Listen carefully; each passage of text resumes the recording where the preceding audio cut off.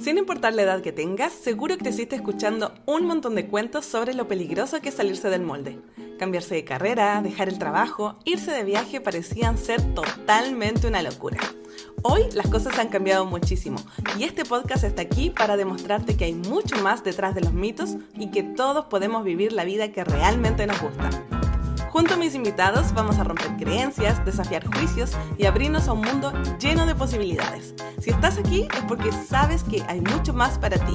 Y aunque no tengas claro por dónde empezar, déjame decirte que este es tu lugar. Bienvenidos a Son Solo Cuentos. Y bienvenidas y bienvenidos a un nuevo episodio de podcast llamado Son Solo Cuentos. Mi nombre es Vanessa, soy tu host y el día de hoy traigo una primicia. Algo que nunca ha sucedido en este podcast. Pero antes de revelar esta primicia, les voy a contar que vamos a escuchar la historia de alguien que decidió dejar la vida que conocía a sus 28 años para perseguir sus sueños. Incluso dejando de lado un trabajo que parecía buenísimo a los ojos de la sociedad. Por eso, este capítulo se llama Los cuentos de seguir el instinto. Esta persona ha recorrido en múltiples formas el mundo y si bien ustedes saben que aquí hablamos de los cuentos que nos contamos para vivir la vida que realmente queremos vivir, también hablamos de creencias, vamos a tener que darle espacio a esta historia que les va a volar la cabeza tanto como a mí. Espero poder hacerlo en 60 minutos, así que no me voy a extender más y le voy a dar la bienvenida al primer hombre entrevistado en este podcast y también a la primera persona de nacionalidad española que tengo acá. Así que yo me dejo de hablar y le damos la bienvenida al podcast a Joel. Joel, bienvenida al podcast. Hola, buenas tardes. Por ahí es un poquito más tarde, aquí en Brasil, donde estoy ahora mismo, la una. Y nada, muchas gracias por invitarme, me hace ilusión estar aquí contigo. Por fin conocerte como, no en persona, pero bueno, un gusto. Muchísimas gracias por estar acá, por tu tiempo. Joel me ha esperado el día de hoy un ratito porque han pasado un montón de cosas aquí. Pero bueno, si bien yo algo ya hablé de ti, quiero que tú te describas como mejor te represente en este minuto. Bueno, es verdad que el último año mi vida ha cambiado un poquito, pero digamos que aún mi alma viajera está dentro. He estado viajando por bastantes años, aunque antes tenía una vida pues más tradicional, podríamos decir. Ujú. Estuve viajando por unos años y pues después de todas esas aventuras, ahora estoy instalado aquí en Brasil a mis 35 años. Soy Ujú. de una ciudad, Lleida, en España, en Cataluña. Pues bueno, una persona diría que siempre ha intentado, como curiosa, siempre me ha gustado ese intercambio cultural, el conocer otras culturas, gente de otros países, es algo que me aporta mucho y supongo que esta es una de las razones por las que he dado tantas vueltas, me imagino. Ah, Bueno, ujú. nos estás contando ahí un poquito una pincelada que has viajado mucho y que ahora estás en Brasil. Así que, claro, nos vamos a remontar a tus 28 años, si no me equivoco, donde Ven- comienza toda esta aventura. Yo empecé, cuando empecé el gran viaje, digamos, sí, tenía 28 años, exacto. Quiero que nos comiences contando quién era Joel antes de esta travesía. ¿En qué estaba tu vida? ¿Qué estaba sucediendo? Que decidiste tomar esta decisión de dejar tu trabajo. Yo creo que a los ojos de muchas personas es un trabajo espectacular en una multinacional y que quizás ya estás en edad como para empezar a sentarte y a tener más estabilidad, quizás. Sí, ¿Qué pasó en tu vida? bueno, yo había estudiado economía y empresariales y economía en Barcelona. Luego, después de mis prácticas, después de unos años, terminé mudándome a París. y ahí en total pasé unos 3 años. Y como decías, pues tenía un buen trabajo en una multinacional del e-commerce, tenía un salario que yo consideraba que era bueno en ese momento, tenía buenas condiciones, etcétera, ¿no? Pero realmente no te diría que no era feliz, pero no estaba satisfecho. Ahora había algo que no me llenaba lo que estaba haciendo. Así que tenía dentro mío como unas ganas de cambiar mi vida, de salir, de viajar. Me gustaba mucho viajar, ya desde más joven. Había hecho algún viaje por Europa de Interrail con amigos. Bueno, había hecho un Erasmus en Budapest. Ya como tenía esas experiencias del extranjero Ajá. y decidí que lo que quería era viajar, que no quería esa vida. No me veía, ¿no?, haciendo eso muchos años, así que decidí empezar a ahorrar, tenía ese objetivo y pues cuando tuviera un buen colchón, pues dejar el trabajo e irme a viajar. Y eso ocurrió pues Ok. 3 años después, más o menos, 4 años después, cuando ya tenía Tres 28 años años. después, o sea, en ningún momento de estos 3 años decidiste, no, esto es una locura, mejor busco otra cosa. No, porque al contrario, lo tenía cada vez más claro porque pasaba el tiempo, pero mi sentimiento, digamos que no cambiaba. Y el hecho de ir como ahorrando y cada vez estar más cerca de ese objetivo hacía que las ganas aumentaran, ¿no? Que me Claro, te motivaran más. emocionaba aún más. Oye, y tu primera aventura fue Tailandia, o sea, perdón, Tailandia, Asia. Fue de viaje de mochilero. Exacto. O sea, yo cuando ya dejo el trabajo, me fui al sudeste asiático. Antes de ese viaje, digamos, antes de dejar el trabajo, pues, me había ido de vacaciones, Claro, pues habías 1 año, viajado tres por aquí y por semanas. allá. Fui a Irán, que fue el último viaje Ujú. antes de dejar el trabajo que me sirvió mucho, fui solo. Y luego ya, pues cuando dejé el trabajo me fui al sudeste asiático, exactamente. Bueno, yo te lo comenté antes y a nosotros en este podcast nos encanta hablar del lado A y B de las experiencias y eso incluye los miedos que nos siguen a todas partes. Así que vamos a hablar de toda tu trayectoria en distintos países, en distintas formas, pero quiero preguntarte si tuviste miedo de la decisión que estabas tomando, de dejar todo. Tuve, no sé si miedo es la palabra, respeto sí, mucho respeto, pero sí, sí, o sea, al final uno tiende a pensar, ¿no?, cuando haces algo que es fuera de lo común, digamos, o que no conoces muchas personas que lo han hecho, que te sales un poco del camino preestablecido, ¿no? Ujú. Tienes esos miedos de, bueno, de qué voy a hacer al volver, ¿no? Si dejo el trabajo, luego Claro, se habla te- mucho de el vas a vacío perder que experiencia. dejas. Claro, pierdes experiencia, hay un vacío en tu currículum, no se ve bien, bueno. Todas estas tonterías, que ahora yo considero tonterías, te hacen un poco... A mí nunca me replanteé las cosas en el sentido de dejar de perseguir ese sueño, pero Ujú. sí que tuve bueno, que afrontar. Oye, ¿y cómo fue la reacción de tu entorno? ¿Te apoyaba? ¿Pensaba que estabas loco? ¿Cómo te fue con eso?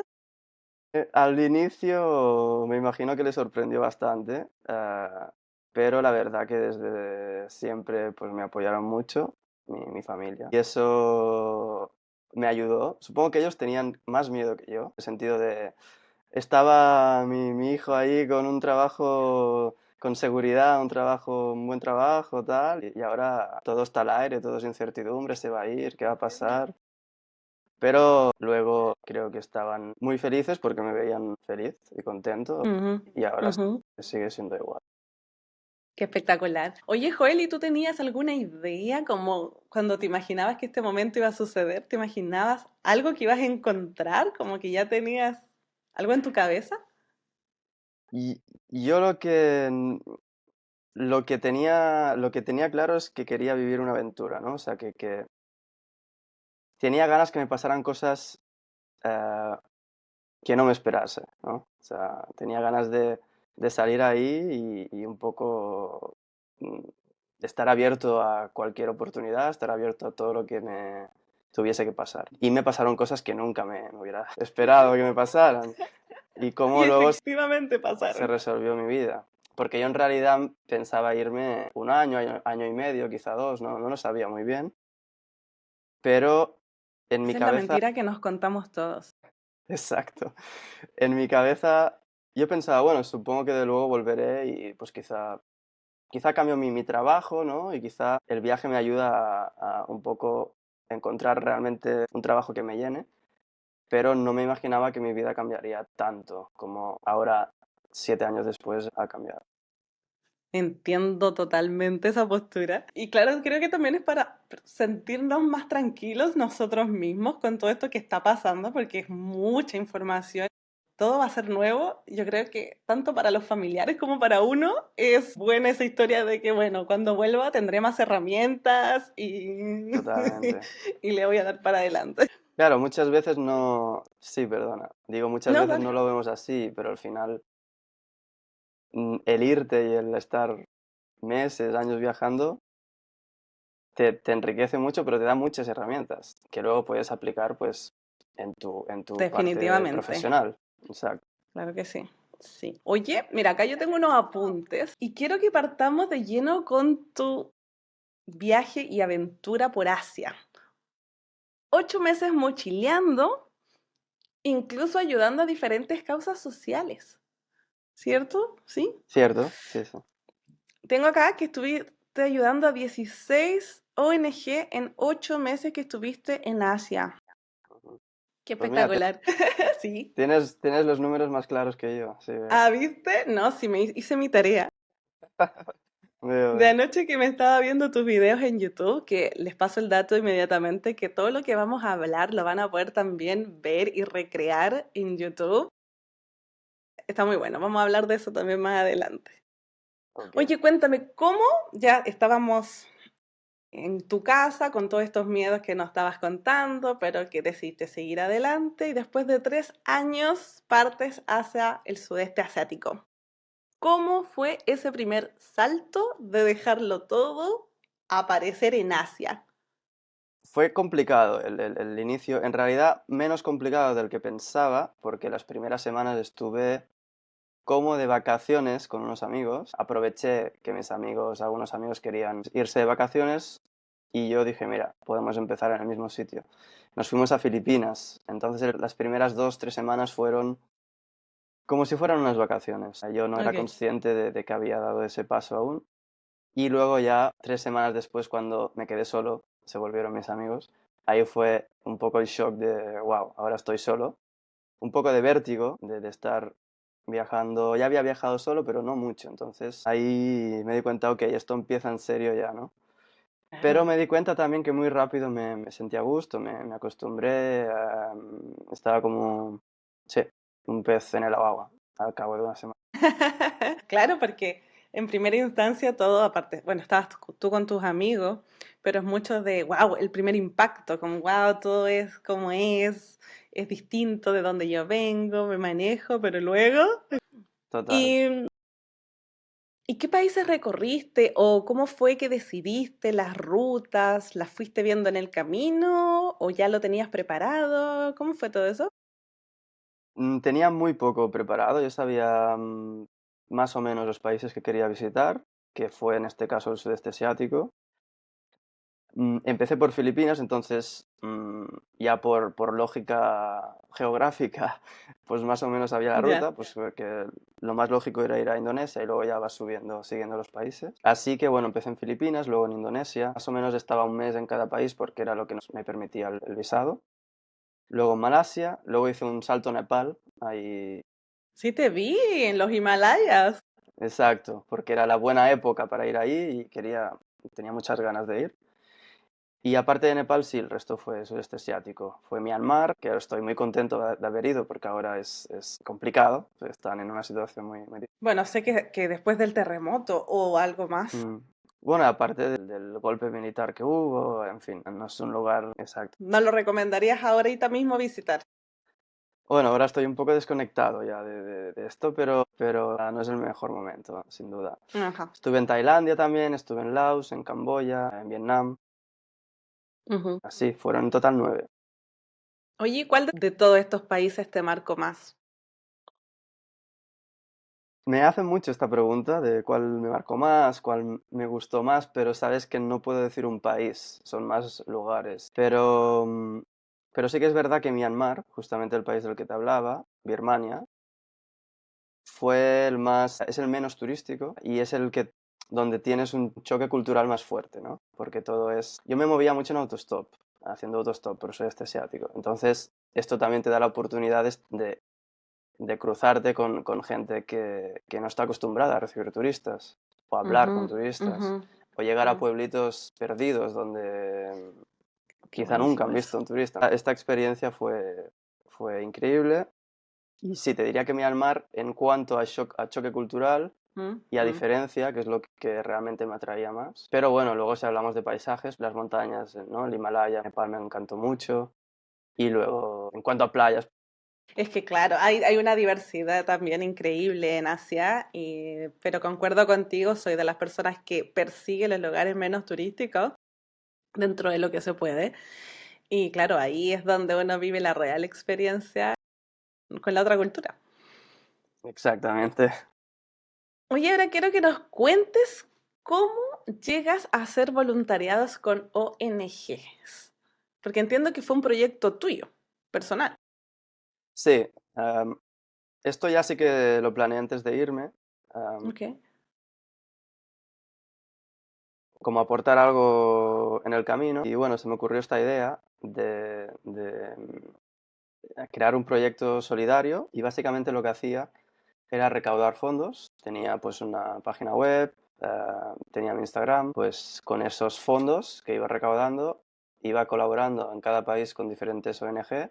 Intentaba que fueran ONGs locales, incluso escuelas, fui a muchas escuelas en lugares así más remotos y pues en ese momento hablaba con ellas y digamos que hablábamos sobre las necesidades materiales que tenían Ujú. y ahí pues nunca daba dinero, lo que hacía era comprar in situ pues lo que necesitaban en ese momento. Era una ayuda pequeña, pero bueno, era como devolver un poco a la gente, al universo, digo siempre, lo que a mí la generosidad que yo iba recibiendo en el camino, porque Qué lindo. es otra cosa del viaje, ¿no? En recibir mucha ayuda también. Sí, de acuerdo. Oye, ¿y esto lo construiste solo? Sí, sí, eso. Por ejemplo, si alguien quisiera hacer algo como lo que hiciste tú, Ujú. ¿cómo se desarrolla esto en una pincelada? ¿Cómo se desarrolla? Bueno, fue sencillo en realidad. O sea, lo único que tenía era la página web con un link donde la gente podía dar dinero, podía donar. Yo lo hice con GoFundMe, que es una página web que Ujú. ya está pensada para campañas, sobre todo Sí, solidarias. es buenísima, sí. Y ahí la otra parte era ir contactando en el camino con ONGs. Al final lo que me ocurría mucho es que conocía a las personas que conocía en el camino, a las Ujú. personas locales, pues me iban Ahí guiaban un poco. ayudando. Mira, hay esta ONG aquí y tal. Ya. Un poco como se fue construyendo en el camino. Y sí, yo recuerdo haberte conocido ahí, tratábamos de hacer memoria antes de empezar a grabar este podcast. Claro, yo me acuerdo que empecé a seguir, o nos empezamos a seguir cuando eras el mochilero solidario. Exacto. Sí, sí. Y ahí vi tus videos, te vi en Nepal, entregando una computadora, por ejemplo, para un negocio local. No sé si estabas viajando también, yo sí me acuerdo un poco que En fue. esa época, bueno, es que yo me he dedicado más a vivir en distintos países que a viajar tanto continuadamente, así que no, me imagino que estaba ya viviendo, no sé si en Nueva Zelanda o Dinamarca, alguno de los dos. Oye, y de esta experiencia en particular, de mochilero en Asia, ¿cuál fue tu mayor aprendizaje? Porque esa es como tu primera etapa viajera. Yo diría un poco que abrazar la incertidumbre, ¿no? Normalmente cuando tenía pues mi vida más tradicional, como que siempre quería controlarlo todo, ¿no? O sabía más o menos lo que iba a pasar en mi vida. Lo único raro eran las vacaciones que, ¿no? Ahí así que... pero si no, pues siempre estamos controlando todo y ahí en el viaje pues sí que aprendí un poco a dejarme ir, a estar abierto a las oportunidades y a aceptar que yo no sabía muchas veces dónde iba a dormir el día siguiente, o dónde iba a llegar, sobre todo cuando hacía autostop, era más así. Entonces sí, creo que me ayudó mucho a confiar en mi intuición también, porque estás en situaciones a veces que tienes que que confiar, ¿no? En lo que te dice la intuición y a, y a aceptar pues la incertidumbre del camino y Ujú. estar cómodo en ella. Sí. Aceptarla y abrazarla. Ajá. Bueno, sí, me encanta lo que traes a la mesa. Creo que tenemos la sensación, porque después de la pandemia ya sabemos que no es así, simplemente es la sensación de seguridad, pero no es que estemos, Exacto. no es que sea todo seguro. Y el viajar nos ayuda mucho a eso, a ser más flexibles. Y también me parece que para mí es algo súper importante hoy en día, Ujú. estar más tranquila con la incertidumbre. Y bueno, hablando de incertidumbre y de cosas que a mí personalmente me dan mucho miedo, como el mar y las aguas profundas, quiero que nos vamos ahora a tu aventura en velero, ¿cierto? En velero, sí. En velero. ¿En qué momento se te ocurre cruzar el Atlántico en velero? Joel, por favor, cuéntame. Bueno, después de Asia, bueno, estuve un tiempo en Australia viviendo y luego ya fue cuando empezó el coronavirus, me pilló allí en Sydney. Así que allí decidí volver a España, estuve un añito esperando a que abrieran las fronteras, porque yo Como quería seguir con todos. mi viaje. Am, Trabajé también un poquito y luego en ese periodo, en ese parón, empecé claro, imagínate allí en casa queriendo viajar pero no pudiendo, mis planes rotos. Lo que hacía era ver vídeos de viajeros y documentales y Para darle todo. a la herida ahí, darle. Exacto, exacto. Y ahí vi pues un viajero que uno de mis referentes ¿no? Que es, ¿Quién es tu referente? Cuéntanos. bueno, tengo varios, pero hay uno que se llama Albert Sanz, que no sé si te suena, Albert Sanz. No, lo voy a anotar. Él viaja en bicicleta, muchos años viajó en bicicleta, ahora está con la combi por Sudamérica. Ujú. Él ha sacado creo que 2 documentales de su viaje, ¿no?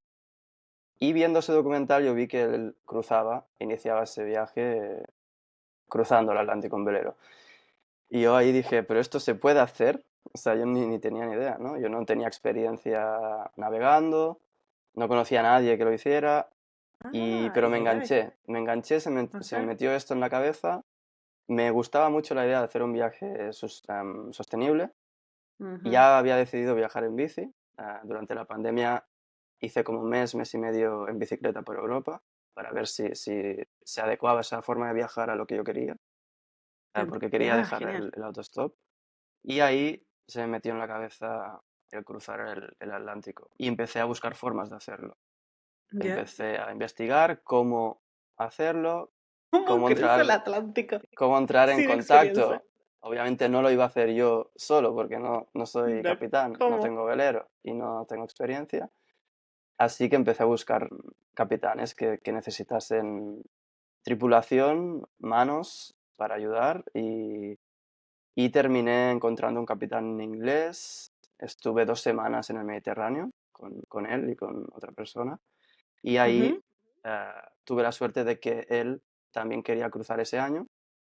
Eso era noviembre de 2021, cuando empecé el cruce.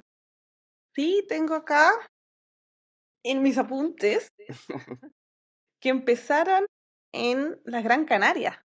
De ahí salen, Exacto. ¿o no? Y es donde salen la mayor parte para cruzar a América. Y pues bueno, por suerte tenía un sitio para mí, para mi bicicleta, porque me llevé la bici de España. Y el viaje partimos de Gran Canaria, en las Islas Canarias, hasta Cabo Verde, son las islas en África, y Ujú. de allí Es la primera directamente isla. las ¿Y primeras islas cuántos después de días Canarias. toma desde las Islas Canarias hasta Cabo Verde, que es la primera vez que vuelves a ver tierra?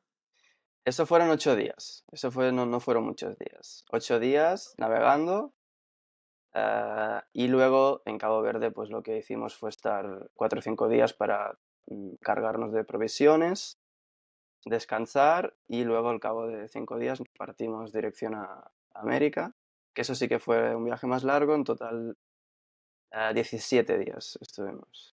O sea, en total todo este recorrido serán unos 25, 30 días.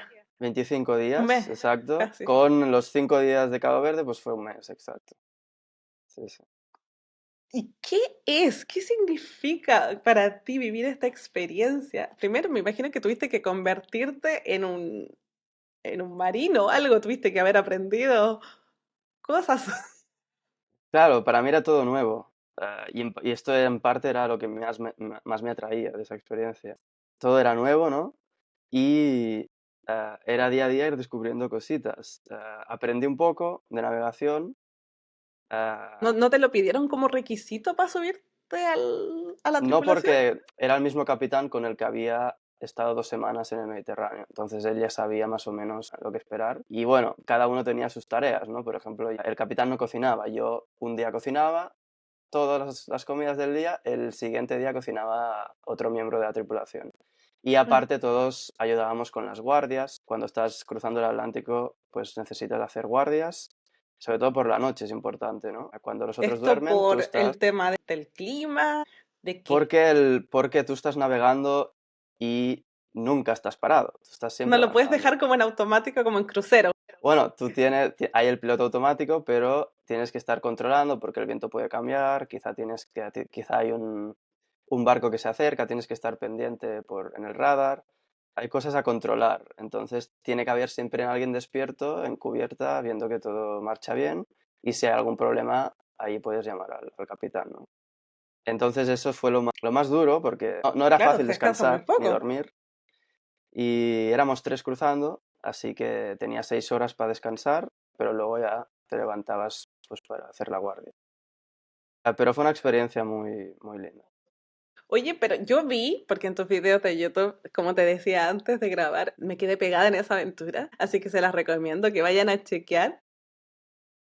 Pero me pregunto, ¿cómo es vivir todo ese tiempo en un espacio tan reducido, sin ver tierra? ¿Cómo se siente eso? ¿Qué sentiste tú personalmente?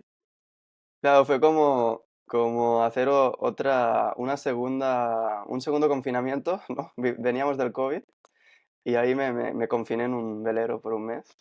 Em, es verdad que es un espacio muy pequeño. La convivencia, claro, es un punto importante, ¿no? Porque estás Me imagino. en un barquito con otras dos personas que no las conocía casi. Y bueno, eso también es un punto importante. Luego, la verdad que para mí fue como siempre lo digo, como un retiro espiritual, ¿no? Porque tú estás sin teléfono, Claro, estás desconectado del mundo, estás rodeado de agua. Cuando estás al nivel del mar, tú, digamos que el horizonte está a unos 4 kilómetros, tú no ves más allá, entonces tienes la sensación que estás en un mundo muy pequeño. Y el tiempo, bueno, tienes mucho tiempo para todo. Imagínate sin teléfono, sin Netflix, sin nada, sin distracciones. Tienes mucho tiempo para pensar, tienes mucho tiempo para meditar, a leer, a cualquier cosa, ¿no? Así que fue, la verdad, unas semanas que sí, me ayudaron, no sé, me gustó mucho esa experiencia. Por ¿te esa parte transformó de de... alguna forma esta experiencia? Bueno, pensé mucho en mi vida, en mi Mm, pasado. Dije, bueno, tengo todo este tiempo, tengo que aprovecharlo, ¿no? Me leí como 4 libros en esas 3 semanas. Medité mucho en la pandemia empecé a meditar y ahí pues seguí meditando cada día.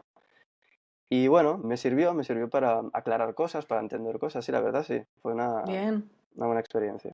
Mm. Bien. Oye, ¿sabes qué? No te voy a mentir, yo cuando pienso en el océano, me imagino como las películas, el caos en la noche, las olas, que se va a dar vuelta las cosas. ¿Sentiste miedo alguna vez en esta travesía? En, en esta primera parte no, con este barco, con esas personas llegué hasta Grenada, que es una isla que está al norte de Trinidad y Tobago, en el Caribe. Fue muy Ujú. tranquilo la travesía, muy tranquila porque era la buena época para cruzar, normalmente de Europa a América es de noviembre a febrero más o menos. Ok. Sí que tuvimos 2 días de lluvia, algún problema, bueno, una vela que usábamos bueno, se nos cayó en el agua, hubo unos momentos ahí tensos, pero no fue nada, nada grave. En la segunda parte, que es cuando yo llego a Granada, ahí paso Navidad, estoy más o menos un mes, ese barco se queda Es ahí. Largo, ya, se quedaron largo ahí. Ese capitán se quedó ahí y yo y la otra persona con la que crucé el Atlántico era un chico holandés. Ujú. Con él buscamos otro velero para llegar al continente. Eh, O sea, la idea de ellos no era llegar hasta América. Llegaban hasta ahí y de ahí ustedes veían cómo seguían. Nosotros sabíamos que el capitán llegaba en esta isla del Caribe, luego no sabíamos cómo llegaríamos Como un al autostop, pero continente. un boat stop. Total, total, total. Y ahí nos buscamos la vida para encontrar otro velero que fuera pues a Colombia o a Panamá o a Costa Rica, donde fuera, pero que fuera en el continente. Ahí encontramos un capitán Wow. canadiense, era más joven, tenía mi edad y menos experiencia, un barco de segunda mano que compró, medio, bueno, estuvimos 2 semanas arreglando, como poniéndolo a punto para la partida y ahí en esa segunda parte de esta isla del Caribe hacia Panamá y tuvimos bastantes problemas porque el piloto automático no funcionaba, 24 horas tenía que haber alguien en el timón. Eso es muy cansado. Éramos tres para hacer las guardias, de noche solo en el timón, con los otros durmiendo, tratando de que no se De no cerrasen los dormirte. ojos. Uf, Problemas que se nos rompieron la botavara, que es, bueno, la ¿qué gente que no será eso? conoce, hay el mástil, ¿no? El mástil es el, Ay, el pero es el que palo guía la este, vela, ¿o no? y luego hay la botavara, que es la otra, que es perpendicular. Ajá, ajá. Y esa se desenganchó del mástil, no podíamos usar la vela principal, otra se nos rompió, se nos terminó la energía y no encontrábamos, en fin, fueron varias cosas que pasaron en unas horas y ahí, bueno, el capitán dijo que tenemos que encontrar tierra, no podemos estar aquí en medio así. Ay, había que abortar misión momentáneamente. Había que abortar misión, la isla más cercana estaba a 20 horas. Bueno, llovió, tormenta por la noche, fue difícil esa parte. Tuve miedo, bastante miedo, porque vi que el capitán estaba nervioso y ahí te Y entra el ahí miedo sí a que ti. uno se pone nervioso. Me pasa cuando en los aviones empiezan las turbulencias. Es Y si ahí, tú miras que los zapatos están actuando raro, tú dices, "Mm". total, total. Cuando no sabes mucho del tema, ¿no? Y luego, Claro. bueno, y luego sí que es verdad que arreglamos todo, llegamos a la isla todo bien, pero luego hubo una parte, sabíamos que en esa zona había piratas, ¿En sabíamos de qué ese zona hay año. piratas? Por Bueno, favor, En el Caribe cuéntame. hay partes, Los no piratas sé del ahora Caribe, mismo, literal. pero hay partes que sí que hay y sabíamos de casos. Ese año habían habido varios casos, bastantes casos de hecho. Teníamos que ir cerca de Venezuela, pasamos por el norte de Venezuela y luego por el norte de Colombia, o sea, por la costa, ¿no? De Venezuela, Colombia. Y bueno, en esa parte del Caribe suele haber. Y justamente la noche antes estábamos hablando sobre esto. Dijimos, bueno, vamos a Ay, no. alejarnos un poco de la costa para no, como dicen en Colombia, dicen no dar papaya, ¿no? Que es Van a como dar papayas. Lo no ponerlo conozco, lo fácil, conozco. no ir donde no tienes que estar en el momento. Y ahí, y ahí bueno, tuvimos una experiencia que es que yo estaba justamente llevando el timón, las otras dos personas estaban dentro del velero, descansando, durante el día. Y ahí escuché un ruido de un motor y una barquita que se acercaba. Me giré, tenían una bandera negra y eran cinco personas, 4 o 5 personas con turbantes, solo se les veía los ojos. Ay, no. Y un barco a motor mucho más rápido que nosotros y directo a nosotros, ¿no? Estaban como a 100 metros, 150. Ahí me cagué Ay, encima, llamé a se mis me ponen los compañeros, pelos. ellos salieron a cubierta, los tres estábamos como, justo el día antes hablando de esa posibilidad y ahí vemos. Total, que al final, cuando estaban ya a 10 metros, estaban peligroso, ¿no? Porque vas navegando y estás muy cerca. Allí salen mis compañeros, ellos ven que hubo un momento raro, como que ellos analizaban, y ahí ellos Los piratas nos, analizaban sí, los, a ustedes. entre ¿Ya? comitas, no sabemos si eran piratas, pero bueno, nos vieron que éramos tres chicos, así más o menos 30 y pico años, tal, y ahí uno hizo un gesto de, así como de agua, agua, o comida, Ron. ¿no? Es con la mano. Y nosotros nos quedamos como ¿no? sorprendidos cogimos un tanque de agua, un bidón de 5 litros, no sé cuánto, lo lanzamos, lo recogieron, nos saludaron y se fueron. Y así fue. No hubo nada más. Uf, No sabemos si... ¿por qué no eran pescadores? No tenían material, es no que vimos nada. Entonces fue un dices poco bandera raro. negra, dices turbantes, no Claro, el parecen turbante luego pescadores. pensamos, bueno, seguramente es por el sol. O sea, al final tú te montas la película porque sabíamos que había casos, luego te pasa esto y en el momento dices, es claro que está clarísimo que nos quieren asaltar y que van a robarnos Ay, todo. no me muero, qué miedo. No, en el momento es esto, luego analizas y dices, bueno, puede ser que sí, puede ser que analizaran la situación, dijeron, bueno, 3 personas jóvenes, 3 chicos, quizá, ellos eran 4, creo, quizás La van a complicarse. pelear duro.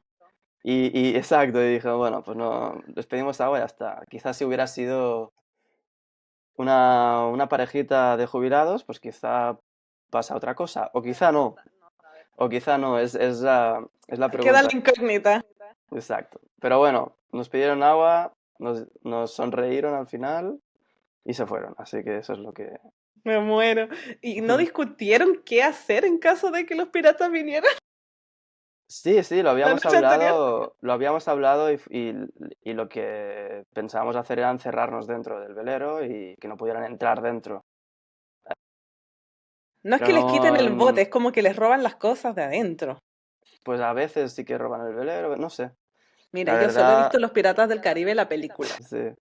No llegamos a ese punto por suerte. Bueno, después de toda esta osadía, llegas a Colombia, Pa- bueno, paradita en Colombia una semana, pero el destino final fue Panamá. Panamá, ok. ¿Y qué tal? ¿Desde ahí partes tu travesía ahora en bicicleta? Bicicleta, sí. Yo me había llevado mi bici en el velero, Ujú. desmontada, llegué a Panamá y ahí empecé el viaje en bicicleta. Yo quería ir a Costa Rica, entonces subí, crucé Panamá, subí a Costa Rica y luego, ¿Subiste pedaleando ya? exacto, todo pedaleando. Uh. Fue más o menos un mes en Panamá, un mes en Costa Rica. ¿Y cómo nace esta idea del pedaleo? ¿También a través de lo que nos contabas antes con el cruzar el Atlántico? ¿A través de inspiración o cómo? Sí, había viajado en autostop por el sudeste asiático y me había gustado mucho, pero sí que notaba que dependía mucho de la gente, de la generosidad. Si no te quieren llevar, a veces esperas 5 minutos, a veces estás 3 horas. Entonces yo quería tener esa libertad, esa flexibilidad, y eso es la bicicleta lo que te aporta. Yo seguí a algunos viajeros en bicicleta, ah, y fue algo que, o sea, yo nunca había hecho ciclismo ni nada. Mi O sea, papá no es que estuvieras muy preparado tampoco, no, así que pues montaba en bici cuando era pequeño, por el pueblo y tal, normal. pero normal. Mi papá sí que era ciclista siempre, pero bueno, nunca había pensado que podía viajar en bicicleta. Ahí en la pandemia hice un mes por Europa en bici, me gustó y dije, mira, en Latinoamérica voy a hacer esto. ¿Por qué Latinoamérica? También me llama la atención. ¿Por qué dijiste Latinoamérica? No sé, siempre me ha atraído mucho. Después de viajar por Asia, que era un poco el choque más cultural, el choque cultural más fuerte, quería ir a Latinoamérica sobre todo por la cercanía que podía tener con la gente al hablar en la Al mayor hablar parte de, español. de países la misma lengua. Em, y bueno, quizá también culturalmente te sientes más cercano. Me pasa cuando voy a España. Y bueno, muchas ganas yo tenía lugares en Latinoamérica que era como mi sueño de visitar, como el Salar de Uyuni en Bolivia, como los Andes, ¿no? Patagonia. Entonces, bueno, hacía años que lo estaba esperando. Lo había retrasado porque de Asia tenía que ir a Brasil, al final cambié mis planes, me fui a Australia un tiempo. Entonces como que llegué con ganas, ¿no? Llegué con Ya, ganas bien. y bueno, fue ¿Y cómo es básicamente eso. pedalear? ¿Cómo es pedalear país por país? ¿Qué, cómo es esto? Cuéntanos un poco. Más allá de la logística, ¿cómo funciona el día a día? ¿Cómo lo haces para como ya habíamos dicho, abrazando la incertidumbre de no saber dónde vas a dormir o quizás si te la vas a poder físicamente hasta cierto lugar. Ujú. ¿Cómo es eso? Bueno, antes te hablaba de eso, abrazar la incertidumbre, ¿no? Mm, Que un poco lo viví en Asia, pero viajar en bicicleta es eso multiplicado por 100, porque tú viajas con todas tus posesiones en la bicicleta, tienes tu medio de transporte, tienes tu hotel, que es la tienda campaña, la carpa, como la llamáis, tienes tu cocina, tu hornillo de gasolina, tienes toda tu ropa, todas tus cosas están contigo y no necesitas de nadie para viajar. Ah, siempre lo hablamos mucho con los viajeros que te encuentres en el camino. No hay mucha gente viajando en bici comparado con la gente que viaja de mochilero. mochileando, claro. Y todos tenemos un poco la misma experiencia, que es mágico viajar en bici realmente, porque recibes mucha generosidad de la gente, ¿no? Porque imagínate, normalmente tú vas por caminos secundarios para tener menos contacto con el tráfico, con los coches, con los camiones, todo esto. Entonces vas por lugares donde tienes mucho contacto con la naturaleza, con la gente local y te ayudan mucho. Porque imagínate que llegas a un pueblito perdido y ven a un tipo cargado hasta arriba con una bici. La curiosidad que tienen, las preguntas que quieren hacerte, la generosidad es enorme, ¿no? Te ven como...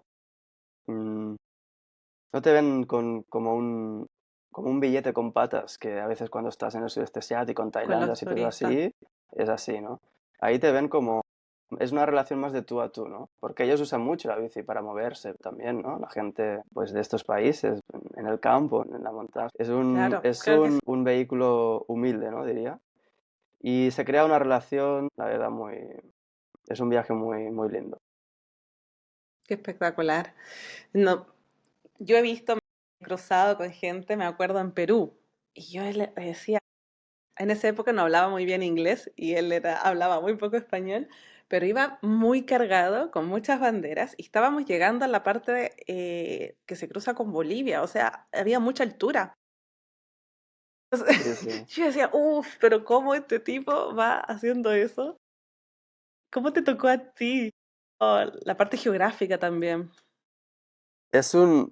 Bueno, hay muchos aprendizajes ahí, hay muchos retos, hay muchos desafíos que vas viviendo en el camino. porque eres tú contigo mismo en ese momento. Exacto. Estás solo, viajando, trabajas mucho el desapego, porque pasas mucho tiempo solo. Desapego material, desapego de las personas, es algo que trabajé mucho. Am, el estar cómodo contigo mismo, ¿no? Mm, no sentirte solo o estar cómodo en en esa solitud.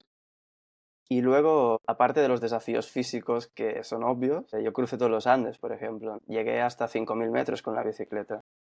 Dormí muchas veces a más de 4.000.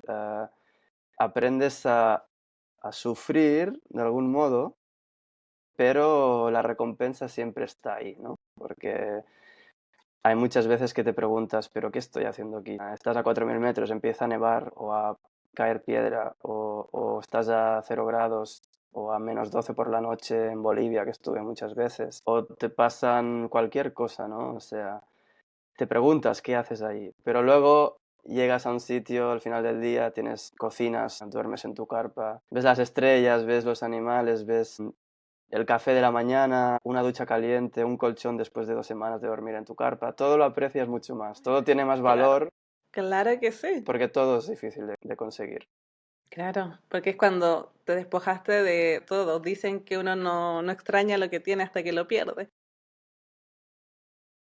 Exacto, exacto. Yo tengo, ¿no? Como esa ducha que me pegué después de tal, ese café, ese... Sí, sí, Son es momentos de mucha presencia, me imagino, en todo ese viaje. mucha, sí. Al final cuando estás...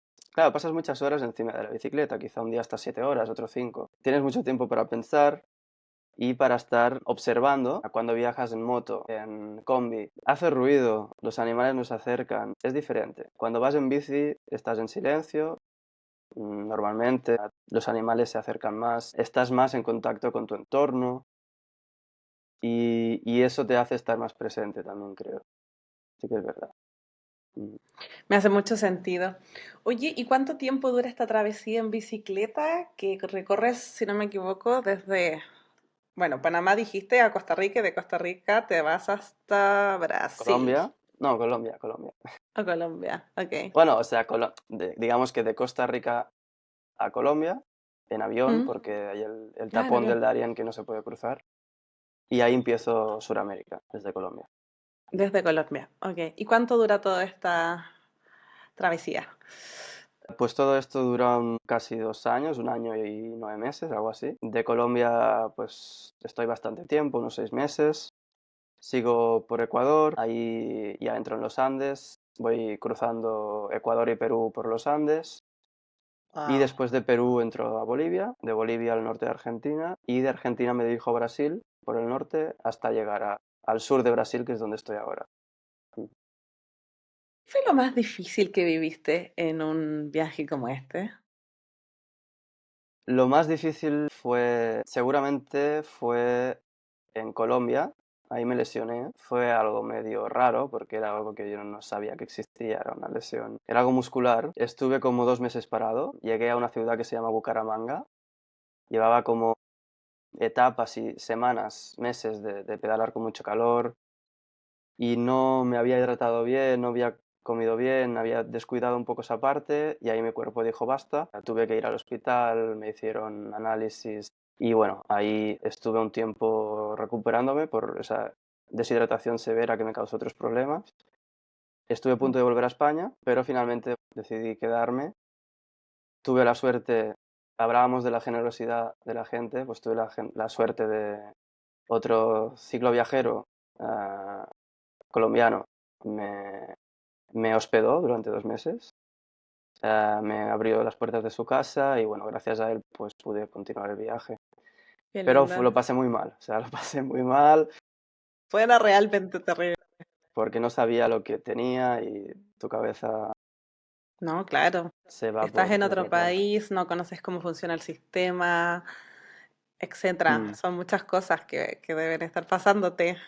Y la incertidumbre es de no saber si puedes continuar, porque yo realmente no sabía si me podría recuperar rápido, sí rápido, entre comillas, en 2 meses para seguir el viaje. Y bueno, eso fue lo más complicado. También tuve algún accidente. En Ecuador tuve un accidente fuerte, solo, completamente solo, bajando por una bajada me caí, a la suerte que llevaba el casco, me di con la cabeza, dolor en la costilla, estuve como un mes con dolor. Oh, y tuviste que... Pero bueno, eso es cosas que se van superando y miedo con encuentros con algún camión, algún carro, que estás así a veces del Sí. peligro, pero todo bien, todo se pasó bien. Wow. Bueno, ya les advertía que tengo muchas preguntas en mi cabeza, pero vamos a ir como wrapping up, Ujú, agarrando toda esta información. Hoy en día nos hablas desde Brasil. exactamente. ¿Qué haces en Brasil? ¿Tu idea era parar en Brasil, quedarte ahí o te detuviste y pasaron cosas? No era mi idea, no. O sea, yo quería llegar a Ushuaia, al fin del mundo, ¿no? Que llaman, al último pueblo más al sur de América, en la Patagonia. Pero llevaba como mucho tiempo en Perú, o sea, en los Andes, ¿no? Ecuador, Perú, Bolivia. Y tenía muchas ganas de ir a Brasil, de ir a la playa. Entonces me dirigí hacia el sur de Brasil y llegué aquí a Florianópolis, la isla mágica, Ilha da Magia se llama, un lugar muy lindo. Y bueno, quería pasar el verano, pasar 3 meses, estar tranquilo, hacer algún voluntariado, aprender portugués un poco. Y después de 1 año y medio sigo aquí. Eso Has es, sido cautivado por Brasil. sí, al final, cuando yo tenía claro, cuando estaba viajando, tenía un poco la mentalidad de, bueno, esto ya no es un viaje, es mi vida ahora mismo, Ok, tengo una vida nómada y estoy abierto a lo que pase, entonces mm, me gustaba mucho el viajar lento. Si llego a un lugar y me gusta, me siento bien, si conozco a gente y me encuentro bien, conectas con personas sí. que te Mm, hacen quedarte en un lugar a veces, pues ¿por qué no? ¿Por qué no? Tengo claro. tiempo, no tengo ninguna prisa, así que tenía la posibilidad de viajar de esta forma y lo hice. Y aquí, pues, en Brasil sí me atrapó. Esta isla me atrapó y ahora tengo una vida un poquito diferente. espectacular. Brasil, para los que hemos pisado Brasil, uff, Ibra tiene una energía hermosa. Oye, y bueno, soy mujer y obviamente tengo algunas preguntas que necesito hacerte.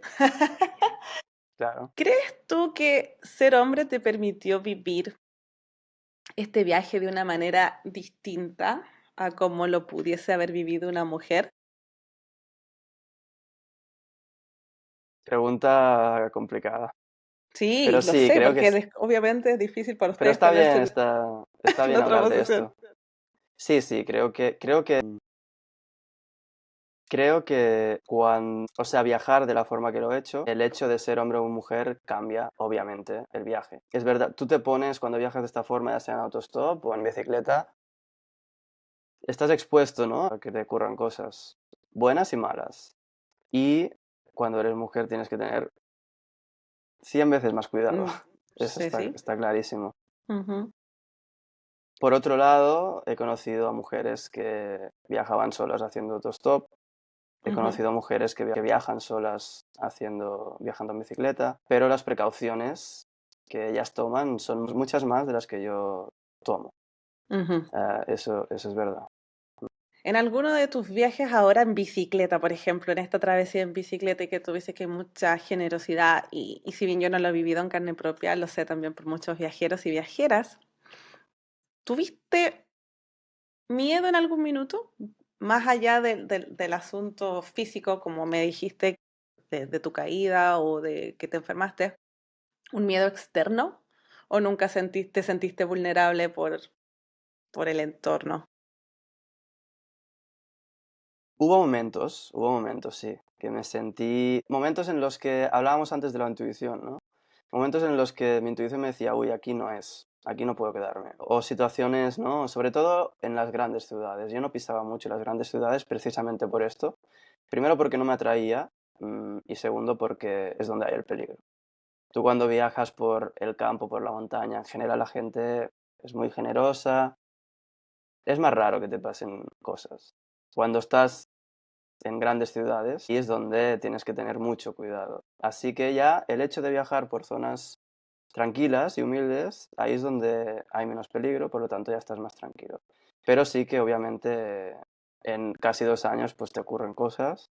Por suerte a mí nunca me atracaron, nunca me asaltaron. Conozco gente que sí que la han asaltado. Pero, o sea, quiero recalcar que si algo te enseña el viaje es justamente que el, el darte cuenta que la mayor parte de la gente es buena. Sí, Que sí, nosotros solo escuchamos las noticias de cosas horribles que acontecen, muy de acuerdo. pero la mayor parte de gente te quiere ayudar, es generosa contigo. Y yo es lo que viví. Situaciones complicadas, bueno, alguna. Sobre todo en bicicleta lo más normal es tener miedo o situaciones un poco tensas cuando estás por la carretera en lugares donde hay mucha circulación de vehículos. Pero bueno, por suerte mm, a mí no me pasó nada No, de malo. todas maneras, coincido contigo en que el miedo al mundo es más generado por todo lo que consumimos mediáticamente que la realidad de vivirlo. O sea, yo también digo, bueno, muchas gracias universo que no me ha pasado nunca nada. Me encanta viajar sola y sí, como decíamos con la primera persona que estuvo en este podcast, que es una viajera solitaria, las Ujú, mismas precauciones que uno tomaría en su casa, en su propio hábitat. total. Y para ir ya cerrando, ya estamos acabamos de cumplir una Ya hora. se pasó volando esto, ¿eh? ¿Viste que sí? Te dije, no, si esto está interesantísimo. Oye, y bueno, ahora me cuentas que ya tienes una vida un poquito diferente, sé que estás haciendo clases de inglés online. Exactamente. Ese es tu trabajo hoy en día, lo que te permite movilizarte y vivir. Exacto, ahora sí, o sea, yo viajé todos los años que estuve viajando, desde el 2019, estuve viajando con ahorros prácticamente todo el tiempo, pero el último año de viaje ya dije, bueno, tengo que empezar a pensar cómo generar dinero, porque al final no quería gastarme todos mis ahorros y llegaría un momento que tendría que empezar a Va a haber un hacer momento algo. en que hay que empezar a generar. Claro, tenía varias cosas en mente y aún tengo proyectos, ¿no?, en mente relacionados con el viaje, pero el enseñar, hablo varias lenguas y enseñar inglés fue lo que más a mano tenía y un trabajo online, un trabajo que podía convertir online y que me permitiría tener la vida que yo deseara, que era esa flexibilidad, el ser nómada digital, poder trabajar desde cualquier lado. Y esa era mi prioridad y empecé a hacer esto, me gustó y desde hace, sí, 1 año y medio que estoy haciendo esto. Y me permite pues vivir aquí en Brasil y hacer la vida, tener la vida que tengo aquí.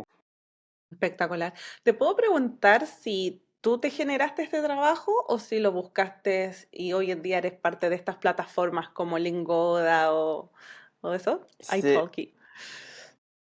quizá fue un poco, no sé cómo empezaste tú, pero yo creo, o sea, yo empecé en una plataforma, dije, a ver, ¿cómo puedo empezar a hacer clases? Empecé a investigar, vi que había esas plataformas que conectan profesores con alumnos y empecé ahí de cero. Ah, ok, bien. Empecé de cero y bueno, al principio complicado porque tienes un precio bajo, no tienes muchos alumnos, pero después de ya de 1 año todo ha ido mejor. Sí, no, yo lo hice en la vieja escuela. De hecho, yo soy muy vieja escuela. Le pego a las redes sociales, me encanta hacer video y todo, pero soy muy a la vieja escuela. Entonces, cuando volví a Chile, me pegué carteles por la ciudad ¿En con mi serio? número de teléfono y todo. Sí, sí. Y poco a poco empezaron a llegar y también gente que me conocía desde antes en Facebook y todas estas plataformas. Así que no, nunca me he metido a esas plataformas que mencionas, porque además el español, de español e inglés como lo más básico, lo más común. Claro, El día que yo exacto. hable sueco, por ejemplo, digo, bueno, ahí me meto y la Allí rompo quizás. estarás solicitada, sí, sí. Claro.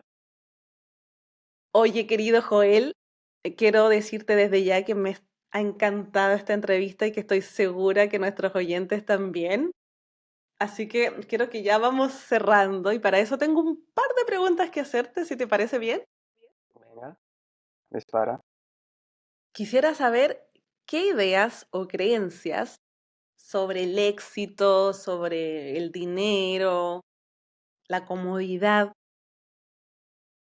has modificado, has quebrado o se te ha reinventado para vivir la vida que vives hoy. Ujú. Bueno, obviamente sí, sobre todo el tema del éxito. Esto es una muy buena pregunta. Eh, mi perspectiva ha cambiado mucho, sí. Para mí el éxito no es tener un trabajo que te aporte mucho dinero o el éxito material, ¿no?